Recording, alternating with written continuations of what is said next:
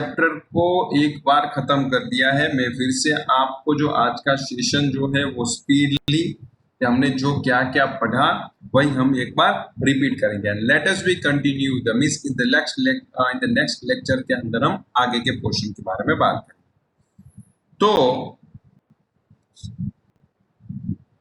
तो पहला जो हमारा सब्जेक्ट का नाम है वो आपको एक बार फिर से रिपीट करवाना एंड फिजियोलॉजी।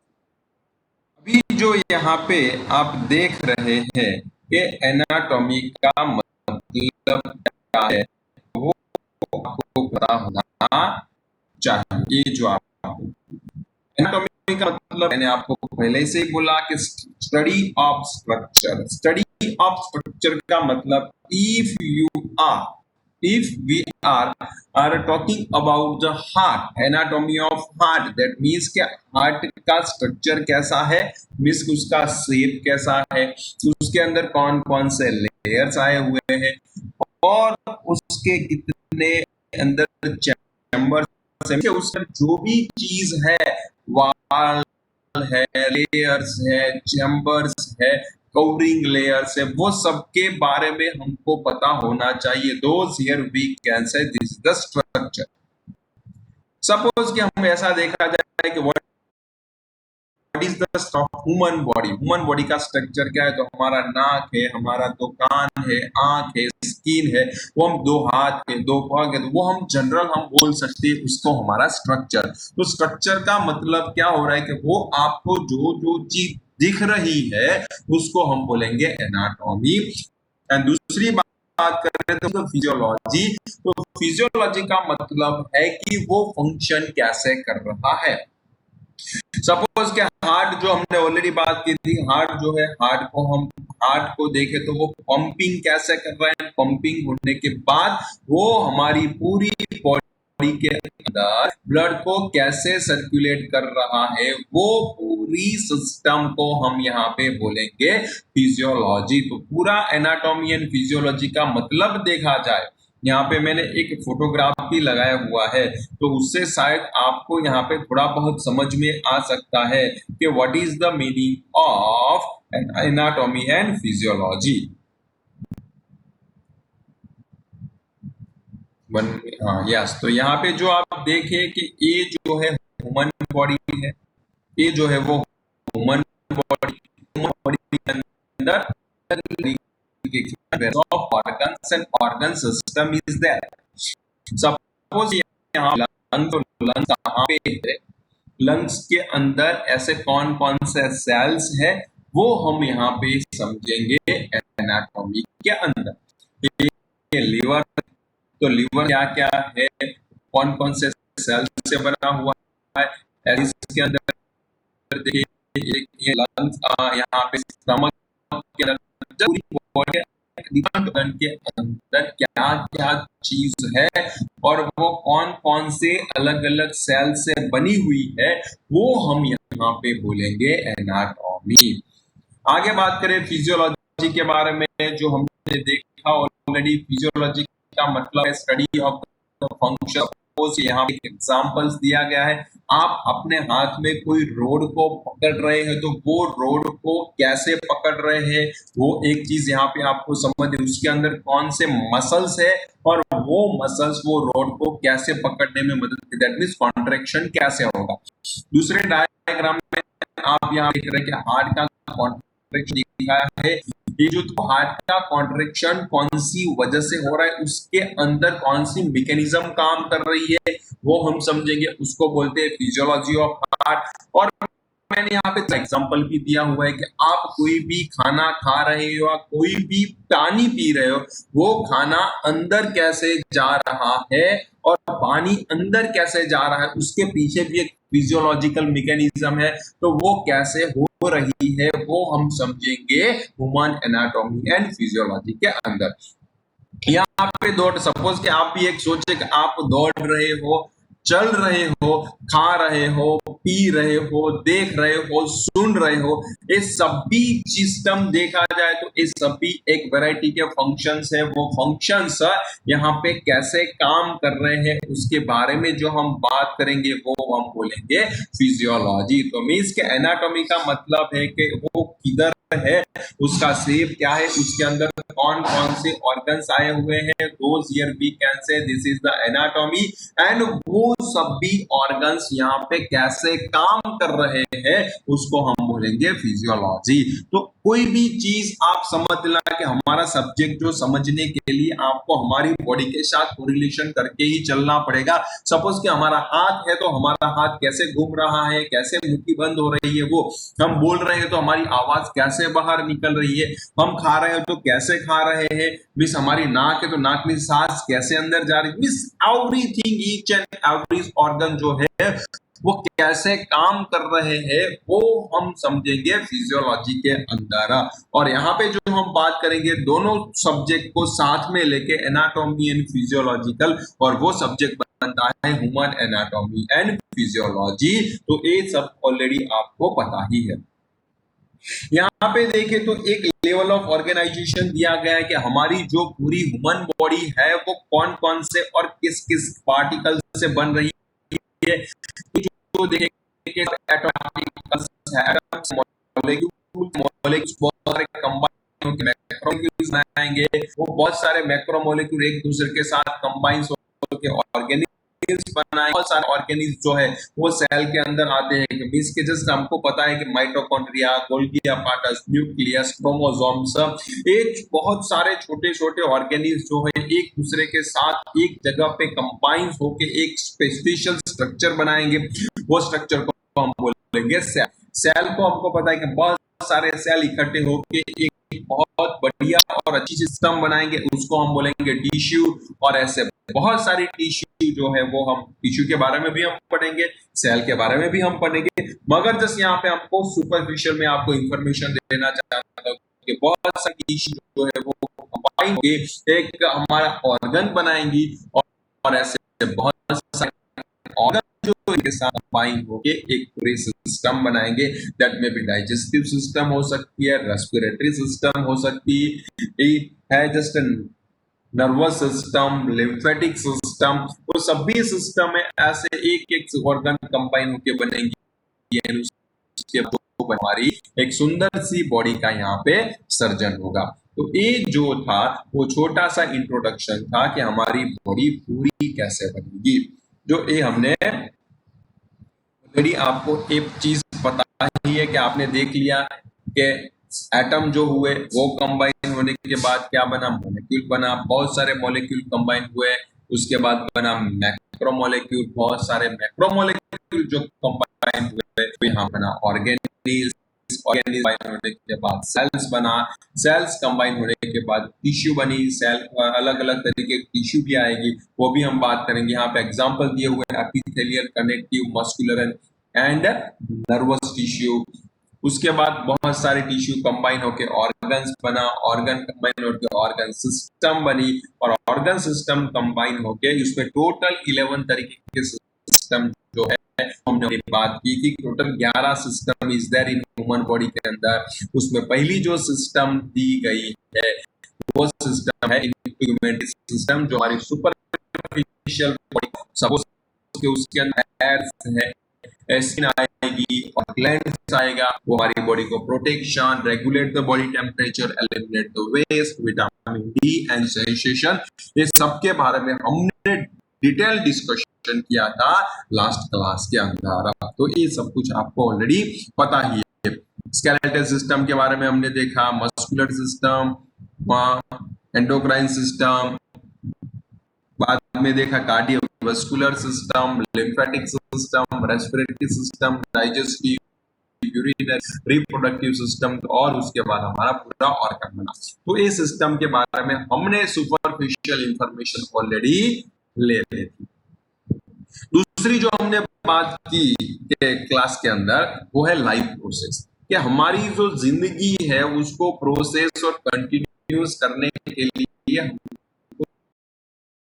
क्या है, इसलिए तो ग्रोथ होना चाहिए, हमारे जो भी खाया उसका डाइजेशन होना चाहिए, होना चाहिए, होना चाहिए, एंड लास्ट में बॉडी में से वो बाहर निकल के एक्सक्रेशन भी होना चाहिए।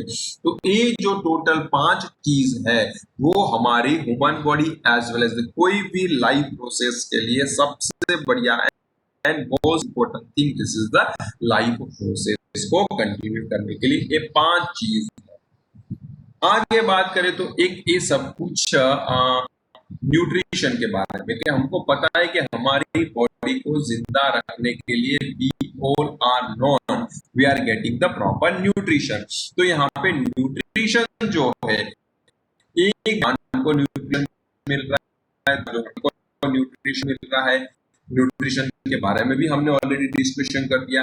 प्लांट को जो न्यूट्रिशन मिल रहा है वो ऑटोट्रॉप से ऑलरेडी पढ़ चुके हैं 11-12 के अंदर। ऑटोट्रॉप का मतलब है कि हम प्लांट को कभी नहीं बोलते कि ले आप खाना खा लीजिए, और प्लांट भी किसी को नहीं बोलता कि मुझे खाना चाहिए और आप मुझे बना के दीजिए, मगर प्लांट जो है चीज है वो एक लाइफ है, उसके अंदर वहां ऑटोमेटिकली फूड को जनरेट कर रहे हैं। उसके बारे में आपको पता है, इसलिए उसके बारे में हम डिस्कशन नहीं करना चाहते, वो हमारा सिलेबस का टॉपिक भी नहीं है। मगर ऑटोट्रॉप्स का मतलब कि ऑटोमेटिक फूड का सिंथेसिस करना अपने आप के अंदर, वो प्रोसेस को बोलते हैं ऑटोट्रॉप्स। तो वो बनाते हैं फूड अपने आप, और वो फूड जो बनाते हैं वो तो खुद लेते ही है, मगर उसके अलावा हम सब जो भी फूड लेते हैं वो प्लांट में से लेते हैं। इसलिए एनिमल्स जो बोला है वो है हेटेरोट्रॉप्स। सपोज के ह्यूमन बीइंग एज एनिमल्स, हमको भूख लगी, हम कहाँ से फूड लाएंगे? तो हम लाएंगे प्लांट में से। कैसे? तो रोटी जो है वो गेहूं में से बनती है। गेहूं कहाँ से आते हैं? प्लांट में से आते हैं। फ्रूट तो प्लांट में से आते हैं। तो ऐसे जस्ट ह्यूमन बीइंग जो है वो फूड के लिए plant as well as animal being पे डिपेंडेंट है।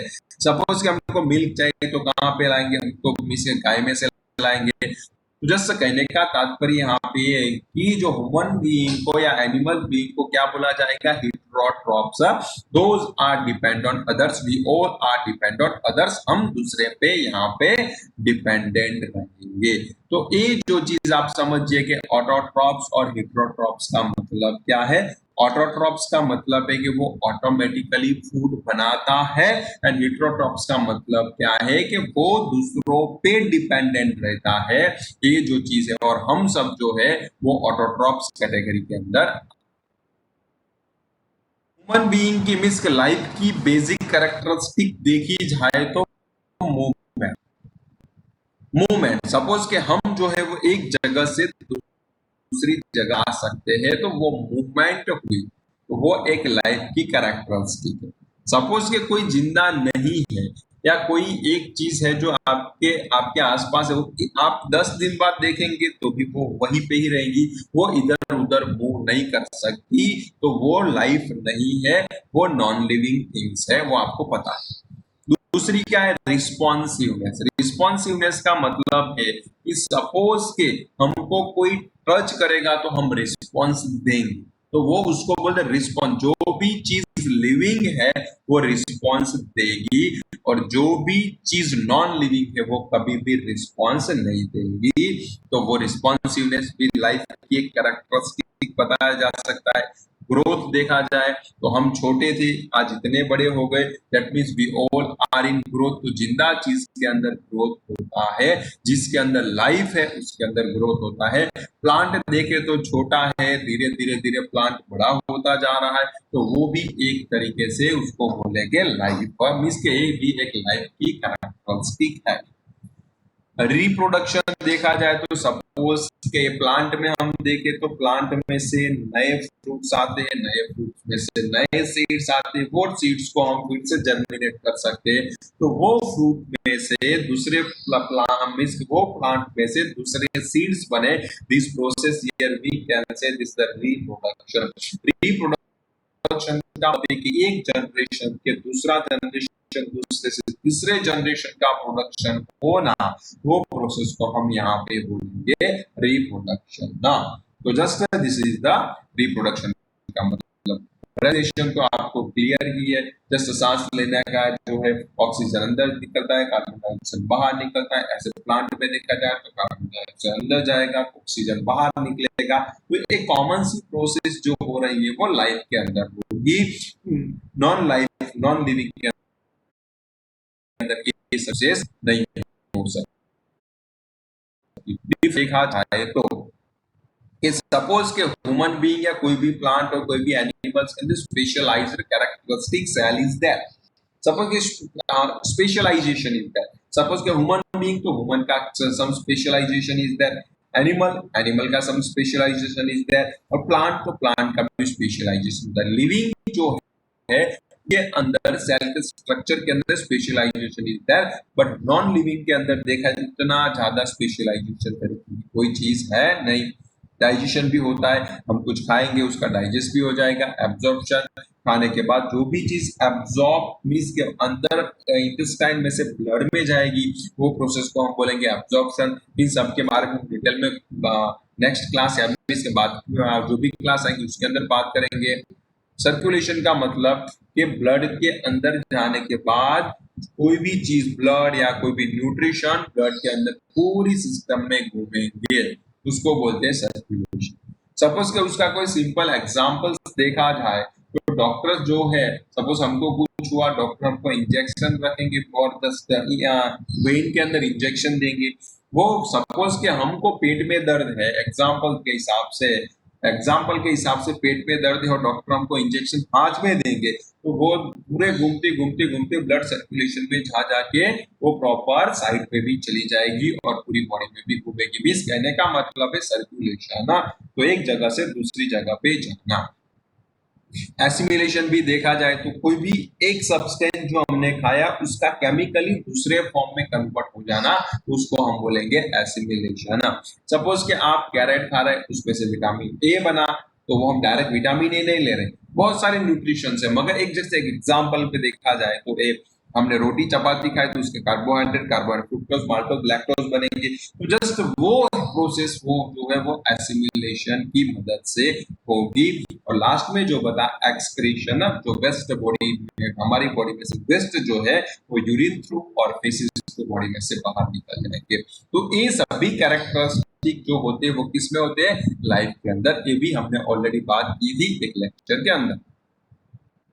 हमारी लाइफ को मेंटेन रखने के लिए ऐसे कौन कौन से फैक्टर्स जो है, एक हम सोचे विदाउट पानी हम जिंदा नहीं रह सकते, क्योंकि हमारी बॉडी के अंदर देखा जाए तो 65 to 70% तो पानी ही है। तो without water we can't live for time, हम ज्यादा देर तक भी 1 दिन 2 दिन 10 दिन रह सकते, उसके बाद हम जिंदा नहीं रह सकते। फूड का भी देखा तो उसमें भी ऐसा है कि whole nutrition those coming from the food, हमको फूड में से यहाँ पे पूरा न्यूट्रिशन मिलेगा।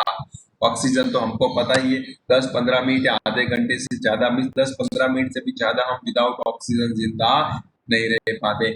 हीट भी बहुत बढ़िया चीज है। सपोज के देखा जाए तो हमारी बॉडी जो हीट जनरेट ही ना कर पाए, सपोज विंटर सीजन के बहुत ही बारिश गिरती है और -10 -15 टेम्परेचर के अंदर हम मर जाएंगे विदाउट हीट का, वो भी है। प्रेशर का भी मेंटेन न किया जाए, ब्लड प्रेशर है या ऐसे हमारे इंटरनली बहुत सारे प्रेशर जो है वो भी मेंटेन करेंगे, तो प्रेशर भी आगे पीछे होगा। एक सिंपल एग्जांपल, ब्लड प्रेशर जो है वो भी मेंटेन हम नहीं कर पाते तो भी हमको टैबलेट लेनी पड़ती है उसको मेंटेन करवाने के लिए। तो प्रेशर भी बहुत बढ़िया चीज है। इस सब के बारे में हम डिटेल में ज्यादा से ज्यादा डिस्कशन करते रहेंगे। तो ये सब कुछ हमने ऑलरेडी डिस्कस कर दिया था। एक मोस्ट इम्पोर्टेंट जो है इसमें से मेन जो चैप्टर्स है, वो चैप्टर में मेन जो टॉपिक्स है वो टॉपिक है होम्योस्टैटिक्स। होम्योस्टैटिक्स के बारे में यहाँ पे देखा जाए तो होम्योस्टैटिक्स का मतलब क्या है, तो होम्योस्टैटिक्स का मतलब है कि यहाँ पे मैंने सिखाया था, और फोटोग्राफ का मतलब है कि बैलेंस होते हैं, वो वेइंग बैलेंस का यहाँ पे नहीं ज्यादा नहीं कम, ऐसा इक्विलिब्रियम जो पोजीशन में चीज होती है उसको हम बोलेंगे इक्विलिब्रियम। सपोज के यहाँ पे एक अदर एग्जांपल,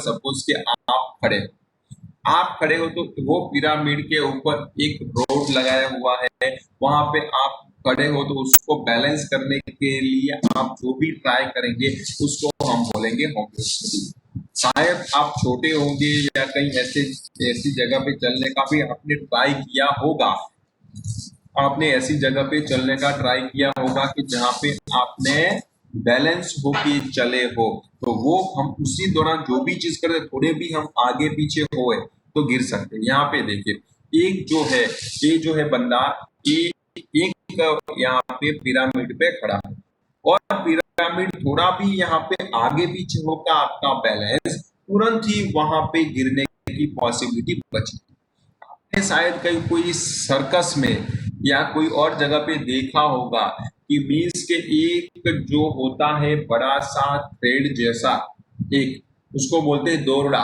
तो वो मीन्स के वो रस्सी के ऊपर एक इंसान ऊपर चलते रहता है हाथ में एक छोटी सी लकड़ी लेके, तो और वो लकड़ी लेके बैलेंस करता हुआ वो ऊपर जाए।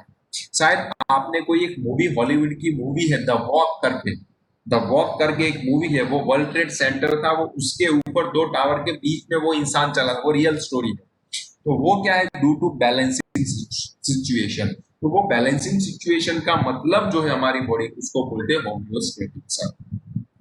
जो उसका बात करेंगे, सपोज के हमारी बॉडी के साथ हम उसको कोरिलेशन करते हैं, चलो सपोज के वो बॉडी को कैसे कोरिलेशन कर सके सीधे पॉइंट पे, ये सब कुछ हमने ऑलरेडी बात कर दी थी, इसलिए यहाँ पे मैं आपको ज्यादा यस। तो यहाँ पे देखा जाए तो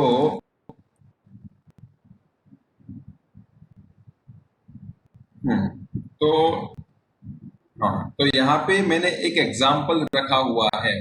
सपोज के आपका जो अकाउंट है बैंक के अंदर, आपका जो अकाउंट है बैंक के अंदर, वो अकाउंट में पैसे बढ़ रहे हैं, वो अकाउंट में पैसे बढ़ रहे हैं, तो उसका मतलब वहां पे पैसे ऐड हुए तो ही बढ़े, तो उसको हम क्या बोलेंगे, positive homeostatic type of mechanism, positive feedback mechanism. Suppose के आपके बैंक के अंदर पैसे कम हो रहे, उसका मतलब के नेगेटिव होम्योस्टेटिक मैकेनिज्म, मगर उसमें पैसे ऐसे ही पड़े हुए हैं तो उसको हम बोलेंगे होम्योस्टेटिक। यहाँ पे दूसरा एग्जांपल है, होम्योस्टेटिक को दो कैटेगरी में डिवाइड किया गया, हमने देखा था positive and negative feedback mechanism. Positive and negative feedback तो मैंने बोला कि पैसे बढ़ना मतलब पॉजिटिव, पैसे कम होना मतलब नेगेटिव फीडबैक मैकेनिज्म। यहाँ पे एक दूसरा सिंपल एग्जांपल दिया गया है, वो आपको शायद समझ में आए।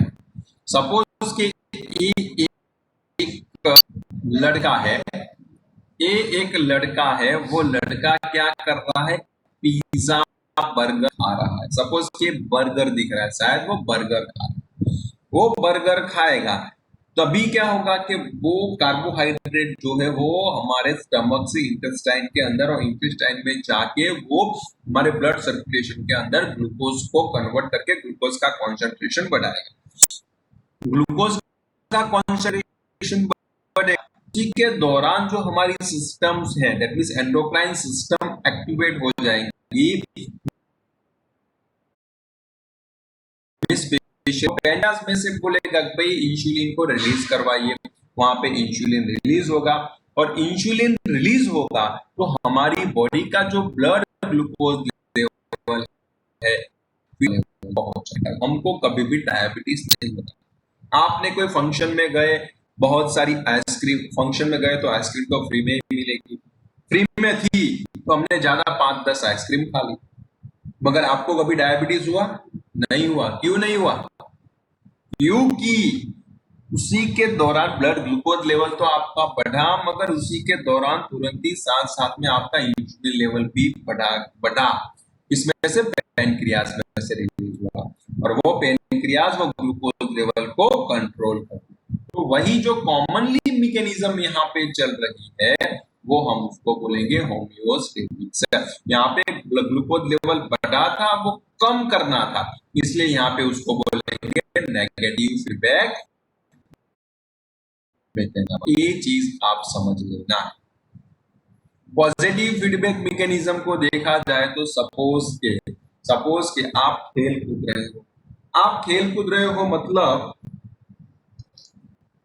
खेलते खेलते आपको वहीं पे लग गया, ब्लीडिंग चालू हो गया, ब्लीडिंग चालू हो गया, आपका ब्लीडिंग बंद ही नहीं हो, तो उसके पीछे एक रीजन है कि आपके बॉडी के अंदर एक प्लेटलेट करके एक सेल जो आते हैं, वो प्लेटलेट का कॉन्सेंट्रेशन बहुत ही कम हो गया। मगर बाहर से प्लेटलेट दे दिए जाए और तुरंत ही आपका ब्लड ब्लॉक हो जाएगा, तो वहां पे क्या हुआ, आपके प्लेटलेट कम थे और हमारी बॉडी ट्राई करेगी नॉर्मल में उसको लाने की, मगर नहीं हो पा रहा, तो बाहर से हम देखें तो उसको पॉजिटिव फीडबैक, कम था तो ज्यादा करवाने के लिए पॉजिटिव देना, उसको पॉजिटिव फीडबैक मैकेनिज्म देना पड़े। मैं आपको कोरिलेशन करवाऊंगा लेटेस्ट एग्जांपल के साथ। सपोज के आप एग्जाम, आपका रिजल्ट आया, टोटल हमको 50 मार्क्स चाहिए पासिंग होने के लिए, मगर आपके मार्क्स 45 आए, तो 5 मार्क्स आपको कैसे भी करके इंप्रूव करवाना पड़ेगा, तो वो बोल देंगे हम पॉजिटिव फीडबैक मैकेनिज्म, उसको बोलेंगे पॉजिटिव फीडबैक मैकेनिज्म। सपोज कि आप बाइक लेके जा रहे हैं, आपकी स्पीड ज्यादा है नॉर्मल और गवर्नमेंट के रेगुलेशन के हिसाब से, तो आपको पेनल्टी मिल सकती है, तो उसी के दौरान आपकी स्पीड को आपको कम करना पड़ेगा, वो नॉर्मल लेवल तक लेके, उसको हम बोलेंगे नेगेटिव फीडबैक मैकेनिज्म। तो ये जो चीज थी वो हमने ऑलरेडी डिस्कस कर दी थी, तो ये आप प्रिपरेशन तैयार रखना।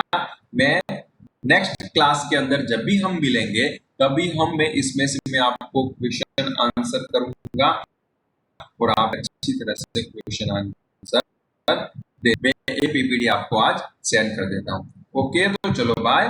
आज हम यहाँ तक सेशन रखते, क्योंकि आपका 11 बजे और भी एक लेक्चर होगा, तो ये एक बार केयरफुली कर लेना, क्योंकि ये जो चीज है वो बेसिक थिंग्स है, इसलिए मैं बार बार रिपीट करवाना चाहता हूँ। तो बेसिक्स आपको पता होगा तो आगे वाले चैप्टर आपको अच्छी तरह से समझ में आएंगे।